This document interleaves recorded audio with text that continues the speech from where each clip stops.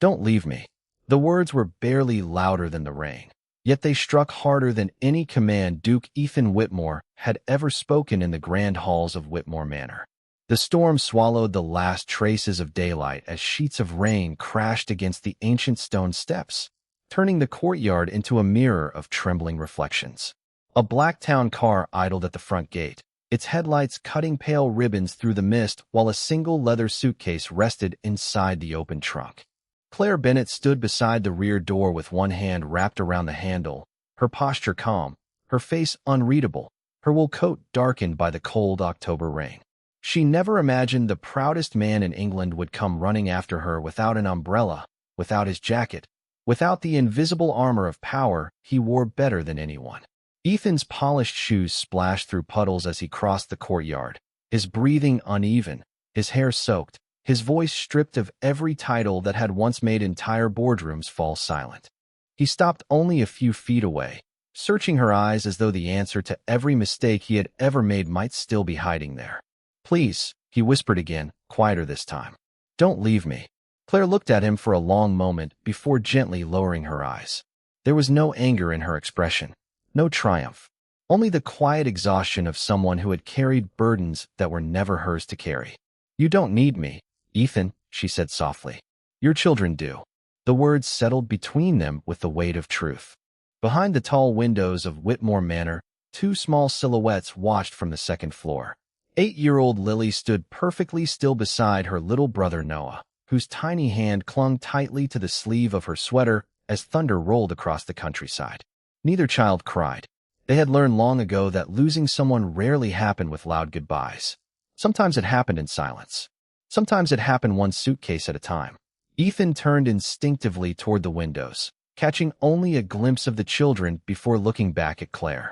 He opened his mouth, searching for the perfect sentence, the perfect promise, the perfect explanation. For the first time in years, none existed. The richest man in the county, a man whose signature could reshape companies overnight, discovered that there was no fortune large enough to purchase another chance with the people who mattered most. Claire reached for the car door. The driver respectfully looked away, pretending not to notice the impossible scene unfolding in front of him. Rain drummed against the roof like thousands of tiny heartbeats counting down the final seconds. Ethan took one hesitant step forward before stopping himself. He had spent his entire life believing that control solved everything. Contracts, investments, estates, employees. Every problem surrendered eventually. But love had never signed an agreement. Family had never obeyed an order. And grief had never cared about titles. As Claire's fingers wrapped around the door handle, her eyes drifted briefly toward the oldest wing of Whitmore Manor, where a single upstairs window remained forever closed behind heavy curtains. Very few people knew what waited inside that room. Ethan certainly believed its secrets had been buried years ago. He had no idea that the first moment Claire crossed the threshold of his estate 6 weeks earlier, one forgotten portrait hanging inside that silent hallway had changed both of their lives forever. 6 weeks earlier, Claire Bennett stepped through the iron gates of Whitmore Manor with nothing more than a small overnight bag, a folder containing her references, and a quiet determination she had learned to carry long before that morning. The estate stretched across rolling green hills that seemed endless, with ancient oak trees lining the winding driveway like silent witnesses to generations of privilege. The mansion itself stood against the gray autumn sky, elegant yet strangely cold, its towering windows reflecting beauty without warmth. Daniel Cross, the estate manager, greeted her with impeccable manners but little curiosity. He had welcomed 7 caretakers during the previous 8 months. None had remained longer than 3 weeks. As he led Claire through the marble entrance hall, her footsteps echoed beneath crystal chandeliers that had illuminated the Whitmore family for more than a century. Portraits covered the walls, each one preserving another chapter of history. Dukes, duchesses, soldiers, philanthropists, business leaders. Claire glanced politely at each painting until her eyes settled upon the portrait of a young woman standing beside a rose garden. Her breathing paused almost imperceptibly. Eleanor Whitmore smiled from the canvas with the same gentle eyes Claire remembered from years before. Nobody noticed the brief flicker of recognition that crossed Claire's face because she lowered her gaze almost immediately. Daniel continued walking, unaware that one forgotten portrait had already changed the meaning of the interview before it had even begun. He stopped outside an enormous study where Ethan Whitmore waited beside a floor-to-ceiling window overlooking the estate. Without turning around, he spoke in the calm, measured voice of a man accustomed to being obeyed. "You have excellent references. You worked as an elementary school teacher for nearly 10 years. Why leave?" Claire answered honestly. "Some children need you for a season. Others change your life forever. I believed it was time to begin serving another family." Ethan nodded once before facing her.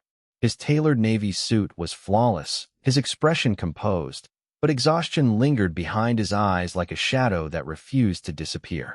He did not offer small talk. He preferred efficiency. "The position pays well.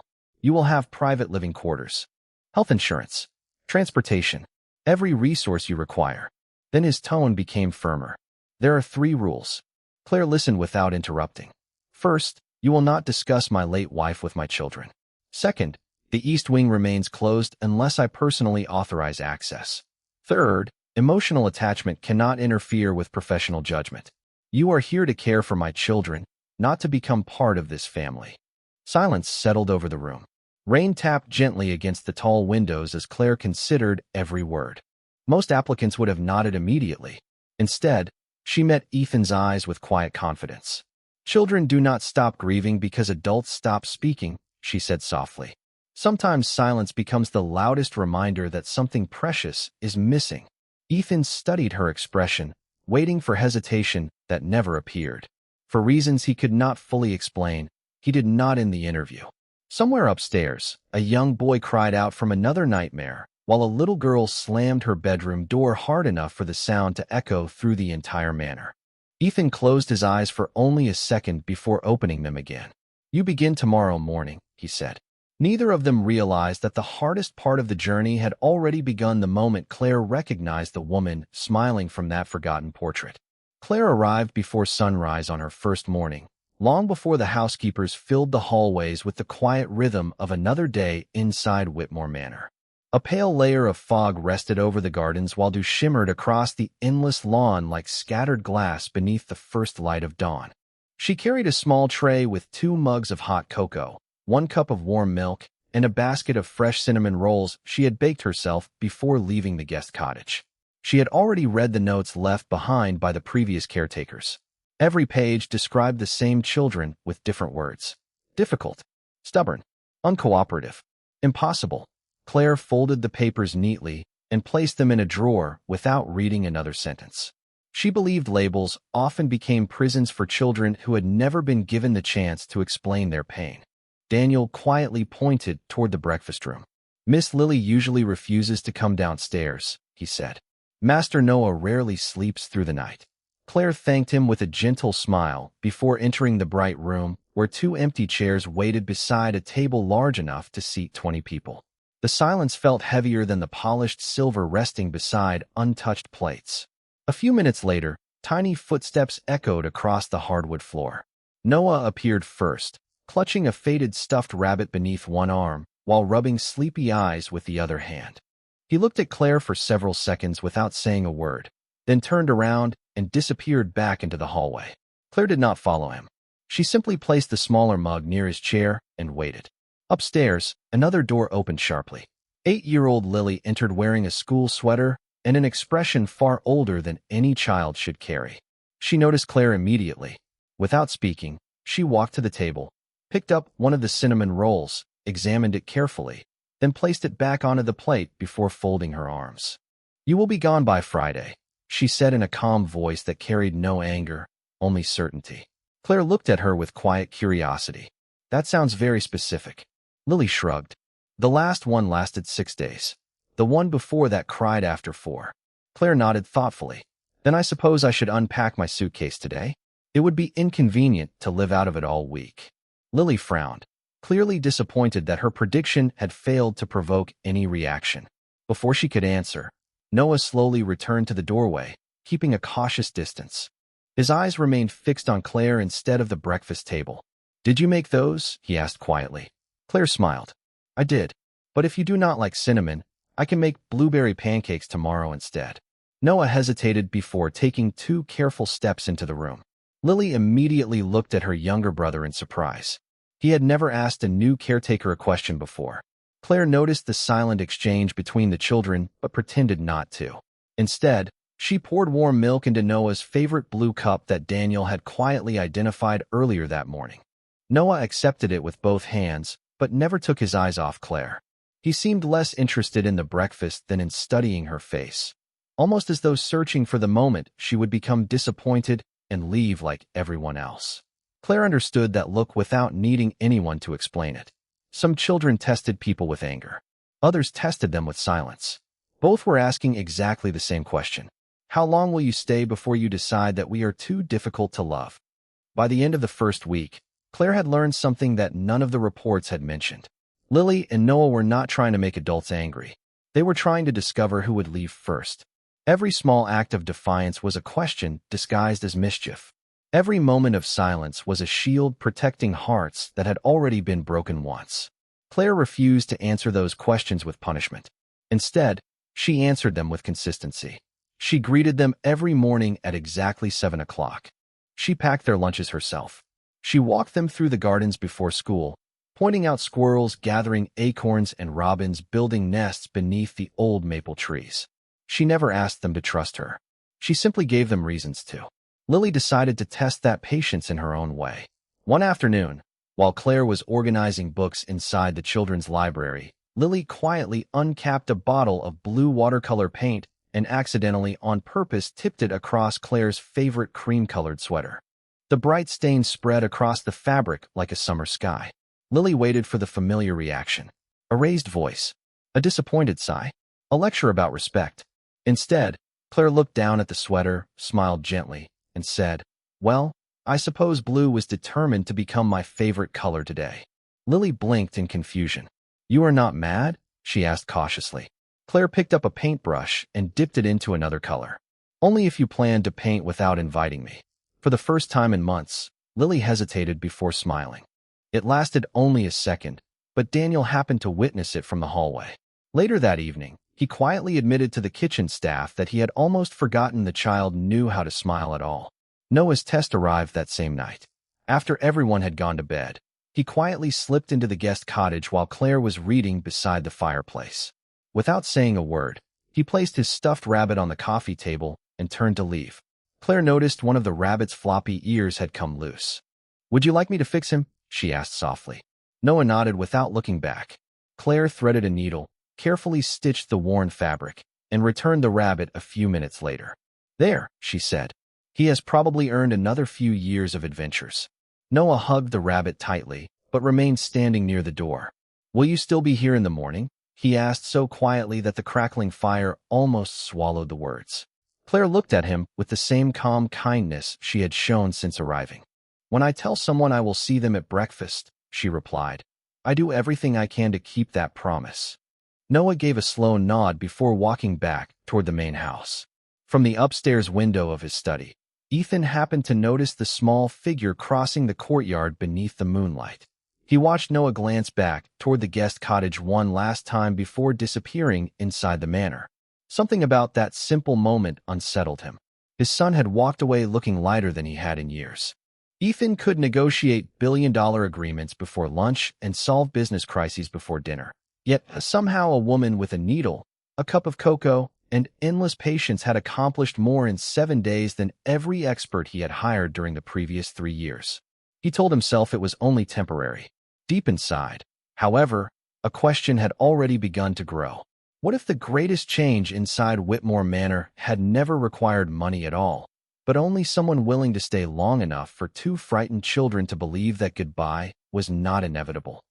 The following Saturday, Claire carried a small basket of gardening gloves into the backyard instead of another stack of lesson plans. The autumn air felt crisp, carrying the scent of damp earth and fallen leaves across the estate. Beyond the perfectly trimmed hedges stood a neglected rose garden where weeds had quietly claimed the flower beds over the past 3 years. Daniel paused when he saw where she was leading the children. "Nobody has touched that garden since her grace passed away," he said gently. Claire thanked him for telling her, but continued walking without another word. Lily stopped several feet away, her shoulders instantly becoming tense. Noah hid behind his sister, clutching his repaired rabbit beneath one arm. Neither child crossed the weathered stone path leading into the garden. Claire knelt beside one of the empty flower beds and slipped on a pair of gloves. "I thought we could help the roses breathe again," she said as she began pulling tiny weeds from the soil. Neither child moved. Minutes passed in complete silence except for birds singing somewhere beyond the tall hedges. Claire did not ask for help. She simply continued working, humming softly to herself while the cool morning breeze carried loose strands of her hair across her face. Curiosity slowly became stronger than fear. Noah was the first to step forward. He crouched beside Claire and carefully tugged a small weed from the dirt. "Like this?" he asked. Claire smiled warmly. "Exactly like that." Lily remained frozen beside the path. Her eyes never left the oldest rosebush standing near the center of the garden. "My mother planted that one," she whispered almost to herself. Claire looked toward the rosebush but said nothing.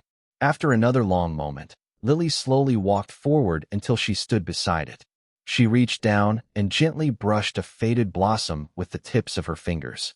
She said, "Roses bloom again because they never forget the sun," Lily said quietly. Noah looked at his sister in surprise. It was the first time she had spoken about their mother without immediately leaving the room. Claire carefully placed another handful of weeds into the basket before answering. "That sounds like something worth remembering." There was no speech about moving on. No uncomfortable attempt to erase sadness. Only permission for a memory to exist. By lunchtime, the three of them had cleared nearly half the garden. Their boots were covered with dirt, their sleeves dusted with soil, and for the first time in years laughter drifted across the estate from the place everyone had quietly avoided. Ethan returned home earlier than expected after a business meeting and noticed the sound before he saw its source. He followed the laughter through the back terrace until he reached the garden entrance. He stopped without announcing himself. Lily was showing Noah how to plant fresh bulbs while Claire pretended to lose a playful race against them to fill a watering can. The children were smiling without forcing themselves to. Ethan could not remember the last time he had witnessed something so ordinary feel so extraordinary. Daniel appeared quietly beside him. "Miss Bennet never told them to forget," he said. "She simply showed them that remembering does not have to hurt forever." Ethan remained silent as his daughter suddenly looked up and waved toward him. It was a simple gesture, gone almost as quickly as it appeared, but it carried more meaning than any formal greeting they had exchanged in months. As Ethan slowly raised his own hand in return, he realized that the walls surrounding his children had not been built from anger. They had been built from loneliness. And somehow, one patient woman had already begun opening a gate that even a father had forgotten how to unlock. The change inside Whitmore Manor became impossible to ignore, even for the people who wished it had never happened. Breakfast no longer passed in complete silence. Noah began asking whether he could help set the table before school, proudly placing each napkin with careful little hands while Lily quietly corrected the silverware whenever he accidentally switched the fork and spoon. Claire never praised perfection. She celebrated effort. Every small success became another brick replacing the walls that grief had built around the children. Ethan noticed the difference from a distance at first. During one unusually quiet evening, he returned home before sunset and found laughter drifting from the kitchen instead of the formal dining room. Curious, he stepped inside without announcing himself. The enormous marble kitchen had always belonged to the staff, never to the family. Yet there stood Lily wearing an oversized apron while Noah carefully stirred chocolate into a bowl of cookie dough under Claire's patient guidance. Flour dusted the countertop, tiny fingerprints decorated the mixing bowl, and the rich smell of warm vanilla filled the room. For a brief moment, Ethan simply watched. The scene felt unfamiliar, almost impossible. His children looked like children again. Claire noticed him standing in the doorway and offered a polite smile. "Would you like to help?" she asked naturally, as though inviting a duke into his own kitchen required no special ceremony. Ethan glanced down at his tailored suit before looking back at the mixing bowl. "I doubt I would improve the recipe." Noah looked up immediately. "You can crack the eggs," he said with complete confidence. "Miss Claire says everybody can learn." Ethan hesitated long enough for Lily to quietly add, "Unless you are afraid." The challenge was gentle, but unmistakable. For the first time in years, Ethan loosened the cuffs of his dress shirt, removed his jacket, and stepped beside his children. His first attempt scattered tiny pieces of eggshell into the bowl. Noah laughed so hard that he nearly dropped the wooden spoon. Ethan instinctively apologized, expecting disappointment. Instead, Claire reached into the batter, removed the shell with a teaspoon, and smiled. That happens to everyone the first time. There was no embarrassment, no judgment, only another opportunity to keep going. Later that evening, the four of them carried a plate of freshly baked cookies onto the back terrace as the sun disappeared behind the hills. Noah happily declared that his father was officially the worst egg cracker in England. Even Ethan laughed at that. The sound surprised everyone, including himself. From an upstairs balcony, Margaret Whitmore observed the gathering with growing concern. She had spent decades protecting the family's reputation, believing discipline preserved greatness. What she saw below looked far too ordinary for a family of their standing. Children with flour on their sleeves. A duke without his jacket.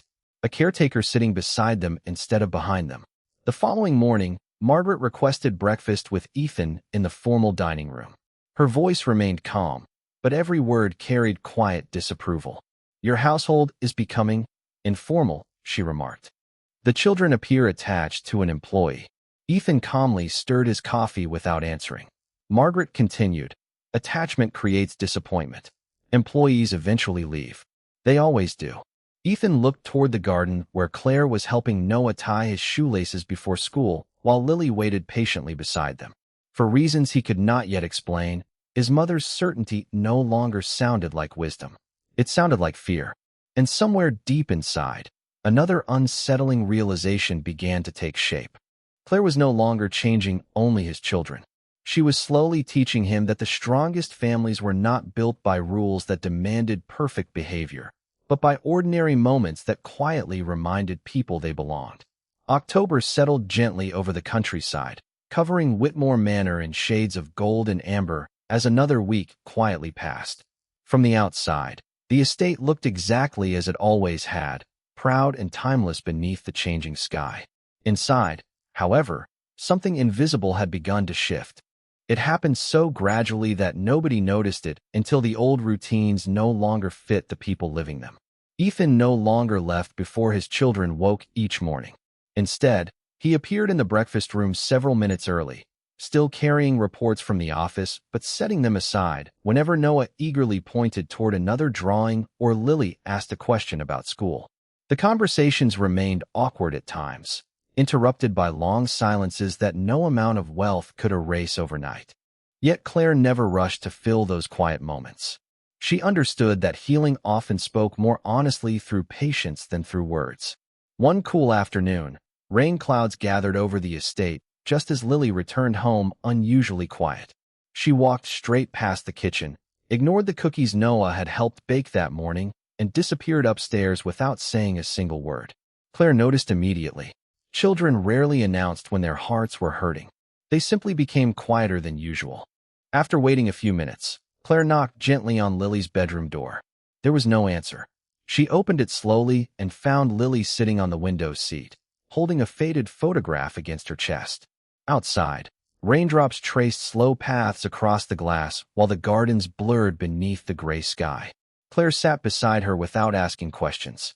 Nearly 5 full minutes passed before Lily finally spoke. "Today everyone in my class made family trees," she whispered. "One girl asked why I never talk about my mother anymore." Her fingers tightened around the photograph. I wanted to answer, but I could not remember the sound of her voice. The confession hung quietly between them. Claire looked toward the rain before answering.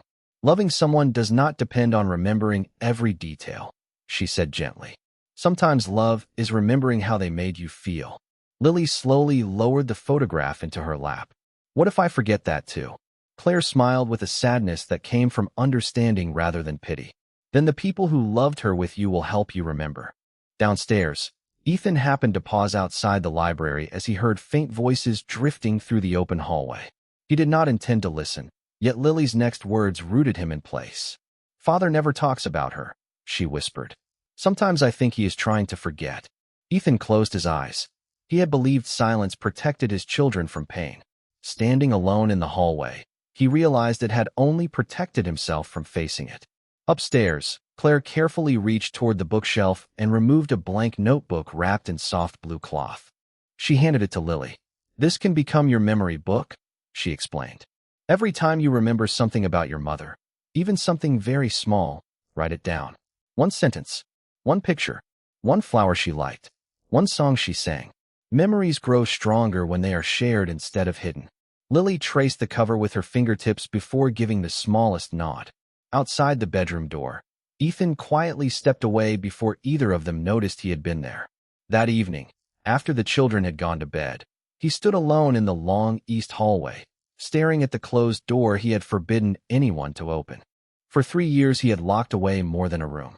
He had locked away every conversation his children had desperately needed, and for the first time since Eleanor's passing, he found himself wondering whether the greatest act of courage was not keeping that door closed, but finally finding the strength to open it.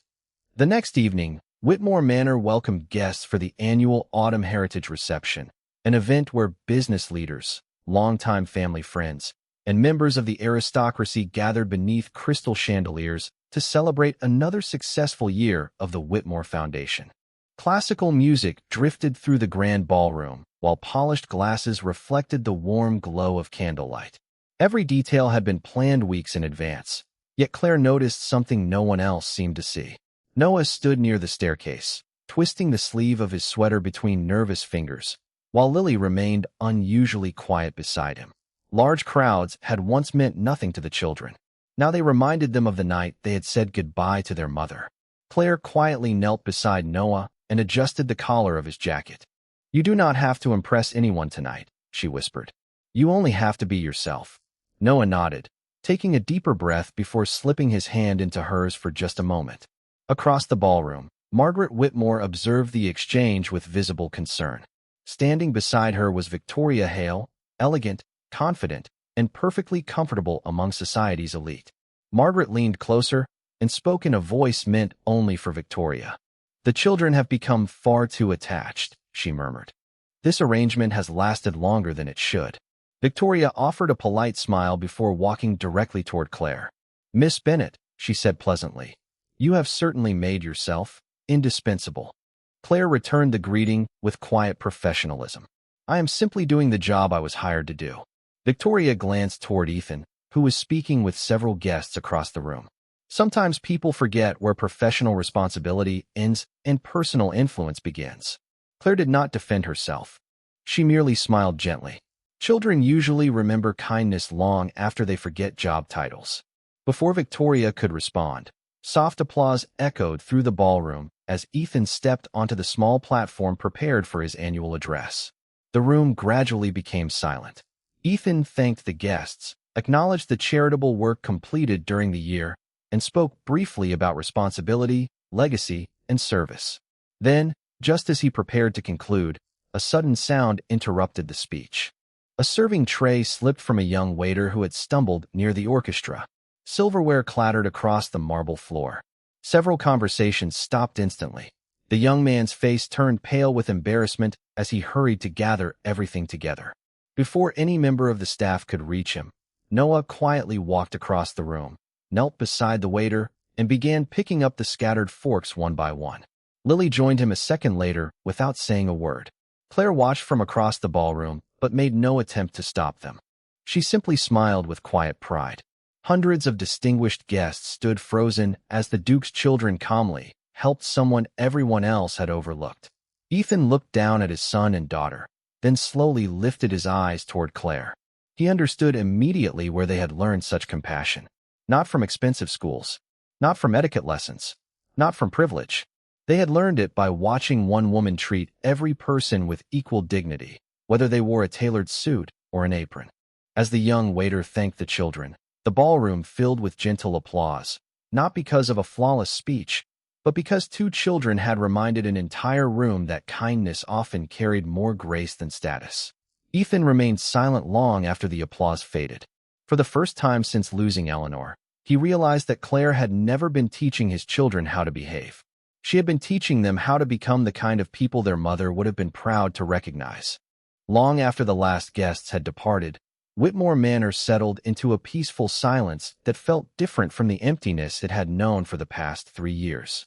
The chandeliers had been dimmed, the orchestra had packed away their instruments, and the echo of polite conversations had disappeared into the cool night air. Claire quietly walked through the entrance hall, gathering the final decorations before returning to the guest cottage. As she reached the grand staircase, she noticed a small notebook resting on the bottom step. It was the blue memory journal she had given Lily only days before. She picked it up gently and opened the first page. In careful handwriting, Lily had written only one sentence. "Today I remembered that my mother laughed with her whole heart." Claire smiled through glistening eyes before closing the book and carrying it upstairs. She found Lily already asleep with Noah curled beside her, the stuffed rabbit safely tucked beneath his arm. Claire placed the notebook on the bedside table and quietly turned toward the door.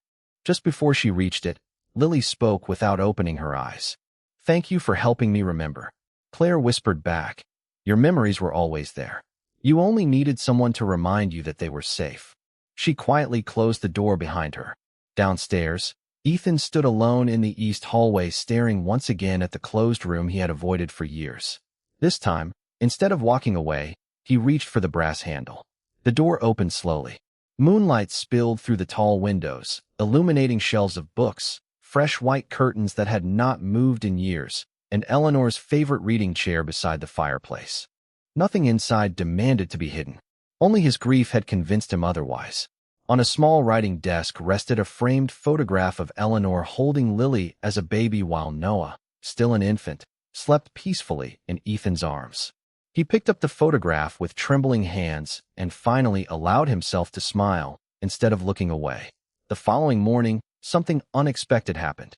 When Claire entered the breakfast room, the table had already been prepared. Ethan stood beside the coffee pot wearing a simple sweater instead of a business suit.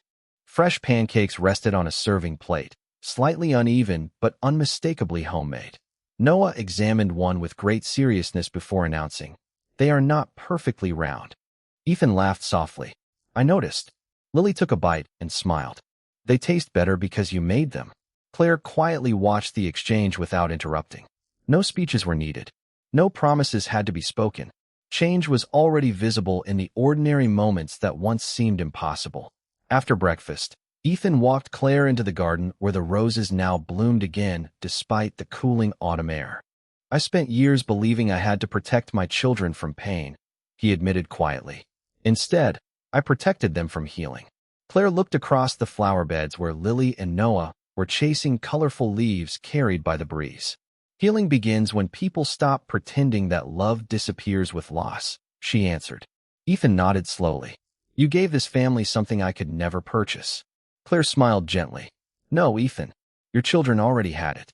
They only needed someone willing to help them find it again." As golden sunlight settled across Whitmore Manor, laughter drifted through the gardens once more, carried by two children who no longer feared every goodbye. The great estate had not been restored by wealth, tradition, or status. It had been restored by patience, kindness, and the quiet courage of a woman who never tried to replace the past, but instead taught a broken family that love grows strongest when people choose one another every single day.